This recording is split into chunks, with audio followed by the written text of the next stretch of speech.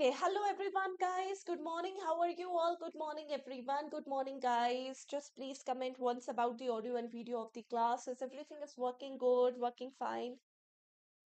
Hi, guys. Good morning. How are you all? Audio clear, video clear. Everything is good. Everything is working fine for all of you. Hi, guys. Good morning. Audio, video, everything is clear. Perfect. Working fine. Okay, so we are going to discuss PPB Module B, self-help groups. This is Unit 41. This is actually a very small chapter, self-help group, a very small chapter, very easy chapter. It's all about what is self-help groups and what are the characteristics of self-help group, how the self-help groups are formed, etc. Okay, so this is we are going to discuss in this today's chapter. So everyone who is watching this video, just please like and share the video to the maximum you can. And if you haven't subscribed this channel yet, it's a request, guys, that please subscribe this channel and press the bell notification icon. Okay, so let's start discussing this topic. First of all, what is self-help group? Self-help group is a voluntary association of the poor. First of all, what is self-help group? It is a voluntary association of the poor formed with the common goal of social and economic empowerment. Self-help group is a silent revolutionary concept that has taken place in credit delivery system. Self-help group is what? This is actually a voluntary association of some people which have the same economical and social background, right? And they group together, they form a voluntary association, and then they starts saving some of the amount from each member side, right?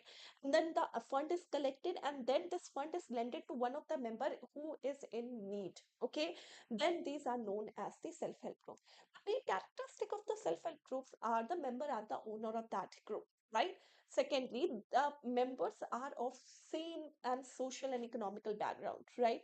Third, it is for the upliftment of the particular member, or the members of the self-help group. They just try to save a particular amount, okay, and then just collect a fund, and then this fund is lended to the individual, and then this fund is lended to the individual. So these are the self-help group, right? Now, if we talk about the microfinance, microfinance through self-help groups offers best form of credit for the unreached people and underreached people. It is for the unreached people and the underreached people. Clear? So, if we talk about the self-help group, microfinance, I have told you, providing credit facilities and the banking services to all those families which have an annual average income of less than 3 lakhs per year, then it is known as microfinance. And when we are talking about the microfinance, the best way of delivering the microfinance is in the form of the self-help groups. Okay.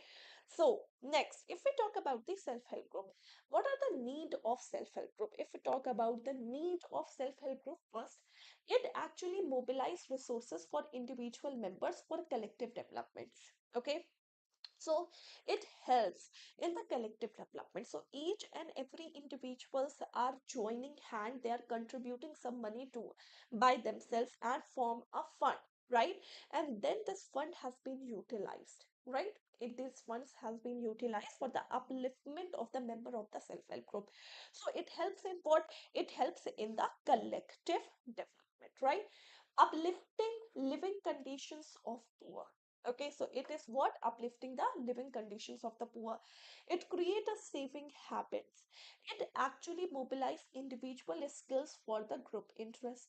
It assists members financially at the time of need. It assists member financially at the time of need. It help in the entrepreneurship development, identify problems, analyze and find solution in the group, organize training for the skill development. So these are the needs for the self-help groups. Clear? Now, if we talk about the self-help group, forming self-help group. First of all, the characteristic, how you are forming this self-help group. The very first thing is the number of members. So normally, if we talk about the self-help group, normally in a self-help group, there are how many members? So normally in a self-help group, we can see there are 10 to 20 members in a self-help group. Now, if the member exceeds 20 in a self-help group, then the registration become compulsory. If they doesn't exceed 20, the normal members are between 10 to 20%, right?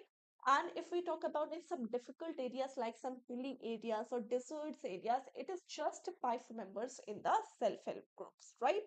Now, family income criteria.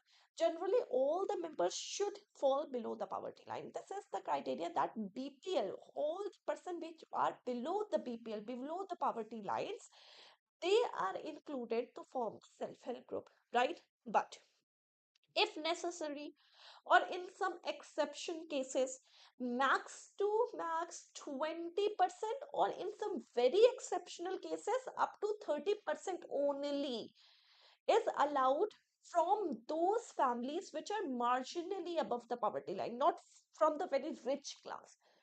Okay, so generally they are below the poverty lines, right? But if, for example, in some cases there is a need that, okay, we have to include some people which are above the poverty line, right? So we max to max 30% people are allowed, that too from marginally above the poverty line, right? Now, subsidy eligibility. So only those members who falls strictly below the poverty lines are eligible for the subsidies, not those who are above the marginally above the poverty line.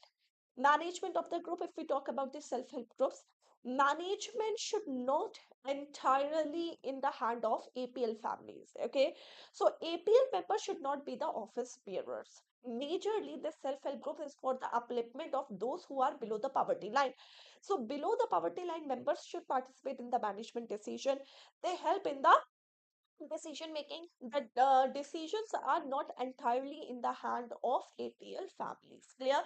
So these are the management of group.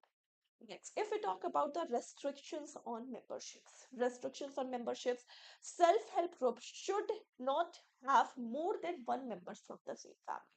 It should not have more than one member from the same family. A person not be a member of more than one group, right? So if we talk about the self-help group, each family has only one member, okay, that participate in the self-help. Now, code of conduct, the group should devise the group management norms to bind itself. Building corpus, corpus means the principal amount. What is corpus? Corpus means the principal amount, right? So it should build up corpus amount through regular savings contributed by the members. So whoever are the member of the self-help group, they just regularly save and build a corpus amount which is lent to the member as a loan in the case of need. Loan to members means corpus amount should be used to give advance loans to the member. Now, bank account. To have a group's bank account, preferably in the service area bank branch. So, yes, bank account, yes, each group should have a bank account that should be in the service area bank branch. It should be that preferred to be in service area bank branch. Record. For a self-help group, it is very important that you have to maintain all the basic record, like you have to maintain the minute book, attendance register, loan ledger, general ledger, cash book, bank passbook, individual members passbook, etc. So these are all the records that you have to maintain in the self-help groups, right? So these are the self-help group. First of all, normally it should have a 20 to 20 members. Family income criteria means the member should lie below the poverty line.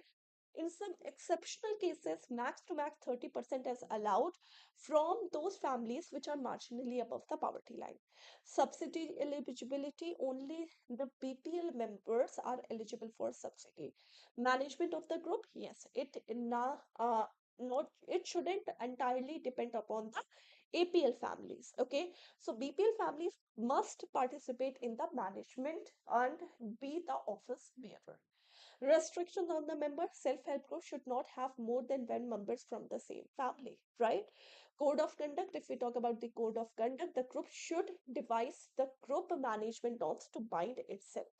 Building corpus, it should build corpus through regular saving contributed by the member. Loan to the members, corpus fund should be used as an advance loan to the member. Bank accounts should, each group should have a bank account which should prefer be or preferred to be in service area bank branch. Records, yes, they should maintain a record like the minutes book, the loan ledgers, the general ledgers, the cash book, the bank passbook, everything. They should maintain a record. Clear? Now, self-help group and the bank linkage program. Okay, so first of all, opening the saving bank account. Self-help groups which are registered or unregistered and those who are engaged in promoting saving habits among their members, they are all eligible to open a saving bank account with the banks. Bank is offering not current account to self-help groups. Bank are offering the saving accounts to self-help group. Bank are offering what? Bank are offering the saving accounts to the self-help group. So lending to self-help group, the self-help group may be sanctioned saving linked to loan by bank, and it is the saving to loan ratio that is 1 is to 1 to 1 is to 4. And for matured self-help group, this can be even more. Now the bank is doing what? For example, as a self-help group, you have 100 rupees as a saving, right? So bank is giving you a loan of 100 to 400, right? So if you have 100 rupees saving, bank can give you as maximum as 4. 1 is to 4 ratio means as maximum as 400 rupees as a loan, as low as 100 rupees as a loan. But for some mature self-help group which are running from a very long time, this can be even more. This can be beyond 400 also. Interest rate, the bank can decide the interest rate as per the guidelines. Service and processing charges fees. So there is a no service, no inspection charges that is levied on the loan which is up to 25,000 per member. So if you have a loan up to 25,000 per member, so no service charge and no inspection charges are levied. Okay, in case of the eligible priority sectors loan, self-help groups and joint liability groups, right? Presence of defaulter in self-help group. If we talk about the presence of defaulter in self-help group, self-help group is not in default, some members being defaulter should not detract from financing the whole self-help group. So complete self-help group is not a defaulter. And one of the member is defaulter, the bank should not reject the loan or financing to self-help group just on the basis that it is what? Just on the basis that it is actually the what? It is actually dependent upon that. Okay, then so reports to CIC, credit information reporting should be done as prescribed. So this is the whole self-help group. I hope that you have all enjoyed this session. If you have enjoyed this session, just please like and share the video to the maximum you can, right? Thank you so much, everyone. Thank you so much, everyone, for joining this session. Thank you. Take care, everyone. Bye. Take care.